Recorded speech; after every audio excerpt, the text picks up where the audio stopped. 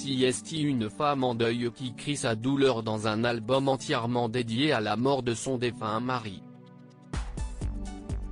À 71 ans, Sappho, de son vrai nom Daniel Ebghi, publie donc J. A.M. Jalousie Amour, Mort, en hommage à Frédéric Nathan Murat, celui qui a partagé sa vie pendant 30 ans. Sappho a perdu son époux en octobre 2021, ce dernier ayant succombé à sa maladie. Il y a 2 ans, on diagnostique un myélome indolent à Frédéric, une forme de cancer du sang, précise Gala.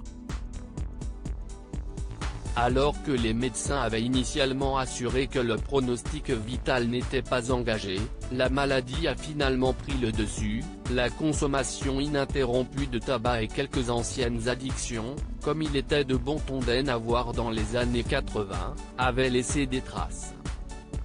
Ajoute le magazine. Quand Frédéric décède, Sappho n'est malheureusement pas à ses côtés, alors en déplacement en province pour un concert. Il disait qu'il ne souffrait pas, qu'il était juste fatigué. On a eu des moments de grande douceur,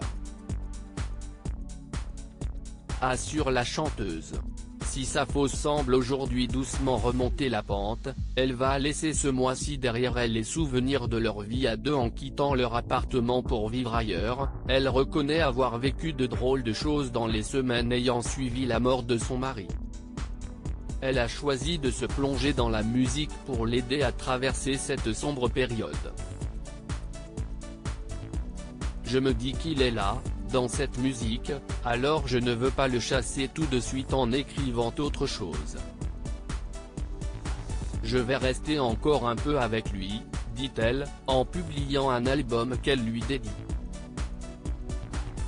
Celui-là était pour lui, dédié à lui, comme il me l'avait demandé, précise-t-elle. Elle ira ensuite le défendre sur scène, en tournée. Avec Frédéric, lacanien, psychanalyste et psychiatre, Sappho avait vécu une histoire faite de hauts et de bas pendant 30 ans, dont 10 ans sous le sceau du mariage. Le couple avait failli se séparer à de multiples reprises entre jalousie et tromperie. 1000 fois je pris mon bagage, comme le chante Brel, mais je revenais, parce que ce qu'il y avait entre nous était plus fort que tout, souligne-t-elle. Gala, édition du 6 janvier 2022.